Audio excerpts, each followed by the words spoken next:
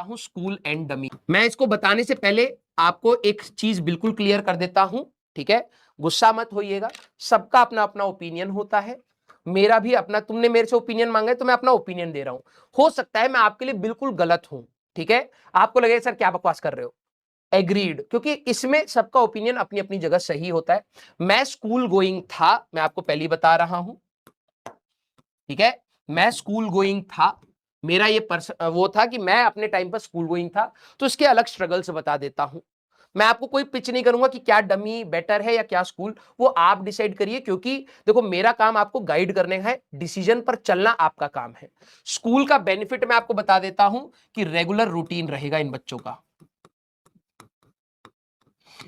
ये बच्चे बहुत अच्छा रेगुलर रूटीन बना पाते हैं। क्यों? क्योंकि इनका सुबह उठने का समय फिक्स होगा, स्कूल से आने का समय फिक्स होगा, क्लासेस का समय फिक्स होगा, स्लीप साइकिल फिक्स होगी, ये एक रेगुलर रूटीन में रहेंगे। डमी बच्चों का सबसे बड़ा प्रॉब्लम है रूटीन।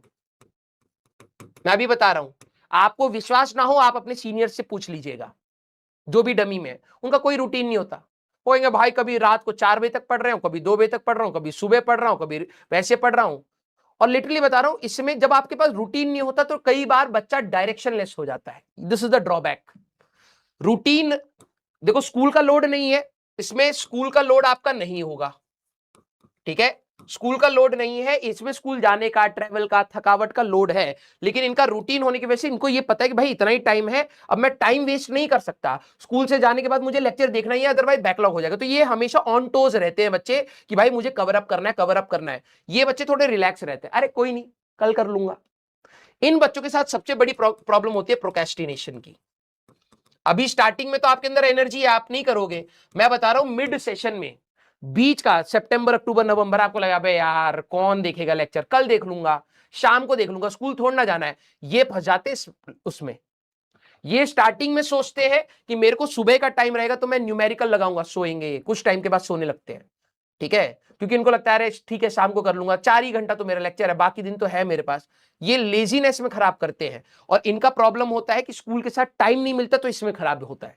तो दोनों के प्रोज एंड कॉन्स है। देखो ये तैयारी डिसिप्लिन के बिना नहीं चलती है। तो अगर आप डमी लें या स्कूल जाएं, अगर आप डिसिप्लिन है, मैं बता रहा हूं 11वीं 12वीं के साथ ही सिलेक्शन बहुत सारे बच्चे लेते हैं। तो दोनों के अपने प्रोज एंड कॉन्स है इसमें। इसका सबसे बड़ा प्रॉब्लम क्या है? मैनेजमेंट करना बच्चों के लिए कठिन होता है। मैनेजमेंट टफ है। क्या? आपको स्कूल जाना पड़ेगा, ट्रैवलिंग की थकावट होगी, प्रैक्टिकल फाइल्स होंगी, स्कूल के टेस्ट होंगे, स्कूल में थ्योरी के ऊपर ज्यादा लोड होगा, स्कूल के अंदर डेरिवेशन बेस्ड पर ज्यादा लोड होगा, यहां पर न्यूमेरिकल चल रहा होगा। तो दो तरीके की तैयारी साइमल्टेनियसली करना बच्चों को थोड़ा सा कठिन होता है। इसमें इसका एडवांटेज है स्कूल का लोड ही खत्म।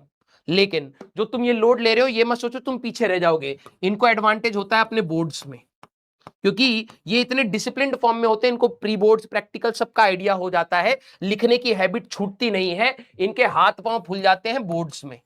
बोर्ड्स में इनको मौत आ रही होती है, मैं लिटरली बताता हूं, क्योंकि इन्होंने कभी लिख करके देखा ही नहीं होता है, डिसिप्लिन ही नहीं होता है। जिस समय सुबह बोर्ड का एग्जाम होगा उस समय इनकी बॉडी क्लॉक ऐसी हो चुकी है कि ये सुबह सोते हैं, तो इनका बॉडी काम ही नहीं कर रहा है। तो इनको बहुत ज्यादा दिक्कत होती है जब ये बोर्ड्स का एग्जाम देने जाते हैं। आखिरी में प्री बोर्ड्स में इनको स्ट्रेस होने लगता है कि यार मैं पास होऊंगा या नहीं। और एक्चुअल खेल एग्जाम से जस्ट पहले के 2-3 महीने का होता है, जिस समय ये एक्चुअली में सारी तैयारी छोड़ करके लग जाते हैं कि भाई बोर्ड पास करना है, पहले पता लगे नीट या जेई के चक्कर में बोर्ड जी फेल हो गया।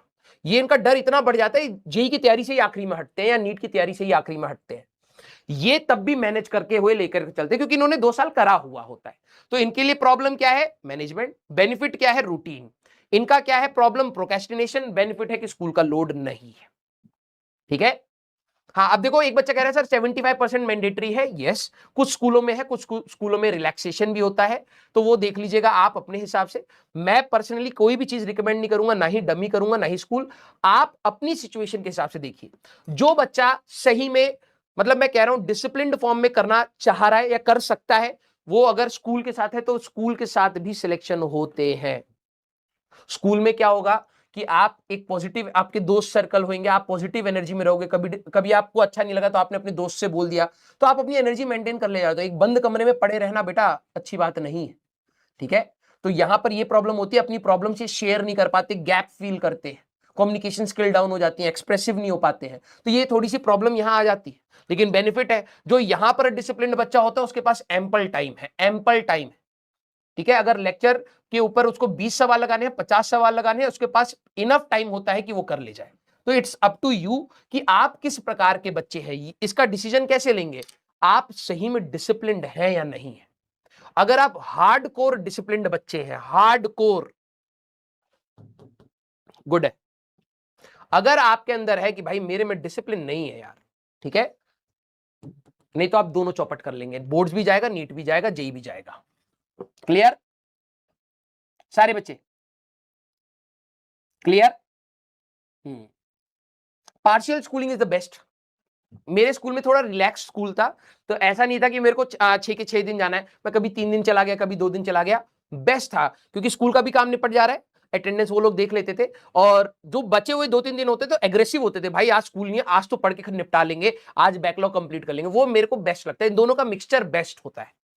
जब अगर अटेंडेंस रिलैक्सेशन मिल जाए तो I think that is the best combination, कि आप स्कूल भी देख रहे हो तो डिसिप्लिन भी हो, सुबह उठने का बॉडी क्लॉक भी बना हुआ है, और प्लस आप अपने एग्रेसिव रहते हो कि यार भाई मेरे को 2 ही दिन की छुट्टी मिलेगी इस हफ्ते, मुझे निपटाना ही निपटाना है, अदरवाइज ये रायता फैलेगा, तो आप एग्रेसिव भी होते हो, दोनों का अच्छा मिक्सचर हो जाता है।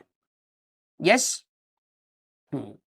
रेफरेंस बुक के सजेशन आपको बैच में दे देंगे, अभी जरूरत नहीं है बेटा। देखो, डोंट ओवर स्पेंड, जहां जरूरत होगी वहां पर आपको बताएंगे, अभी जरूरत नहीं है। प्लीज आप स्पेंड करके, मैं लिटरली बता रहा हूं, बहुत बच्चे बहुत सारी चीजें खरीदते हैं, करते नहीं है, मत करो।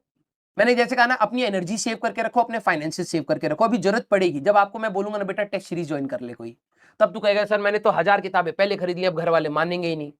तो रुक जा, राइट टाइम पे we will give you the right direction, ठीक है। और अपने पर पूरे प्रोसेस में डाउट मत करिएगा, ठीक है, ना ही टीचर पर डाउट करिएगा। मैं देखो एक आपको बात बता रहा हूं, शायद आपको लगेगा कि यार इसके पढ़ाने से मेरा सिलेक्शन होगा या नहीं होगा। भाई बहुत साल हो गए, ठीक है, बहुत साल हो गए सभी टीचर्स को पढ़ाते पढ़ाते, बहुत सिलेक्शन है, यूट्यूब पे जाओगे मतलब आपको बहुत सिलेक्शन मिलेगा, हर टीचर के मिलेंगे। मैं कह रहा हूं डाउट से ना सिर्फ आपका समय किल होता है। या तो डिसिसिव रहिएगा कि यार मेरे को नहीं करना है इनके साथ, तो हट करके कहीं और कर लीजिएगा। प्लीज अपना मतलब करियर मत खराब, ये 11वीं 12वीं का टाइम दोबारा नहीं रहेगा, ठीक है। बहुत डिसिप्लिन्ड वे में चलिएगा। ये आज आपकी पहली क्लास थी, हमने बहुत बेसिक बात करी है। इसी प्रकार के आप ये समझिए 2 साल लेक्चर हम लोगों को साथ मिलकर के देखने हैं, मेरे को लेने हैं, आपको समझने हैं, स्ट्रगल्स होंगे, और ये one of the toughest exams में है दोनों, एक हाईली कॉम्पिटिटिव और एक हाईली कंसेप्चुअल क्लैरिटी डिमांड करता है। तो आप ये समझिए स्ट्रगल्स तो होने वाले हैं, this is not going to be easy, right. तो इसमें हम दोनों को साथ मिलकर के चलना है। जहां पर आपको जैसी प्रॉब्लम आए आपको कम्युनिकेट करना है। मैंने डे 1 से बोला है कि please use your comment section two communicate. आपस में इधर उधर की बात मत करना। आपको लग भी रहा हो कि कोई बंदा बहस कर रहा है, तुम अपना ओपिनियन मत देना। आपका लाइफ उस ओपिनियन देने से चेंज नहीं होगा, आपका लाइफ आपके पढ़ाई से चेंज होगा। तो आप प्लीज किसी भी फालतू डिस्कशंस में मत रहिएगा, टीचर से कनेक्टेड रहिएगा। जैसा आपको फील हो रहा है आप प्लीज टीचर को सब कुछ बताते चलिएगा ईमानदारी से। टीचर हर चीज समझता है, पढ़ता है, कमेंट्स देखता है, इंप्रोवाइज करता है, हम उसके हिसाब से एडजस्ट करते हुए चलेंगे।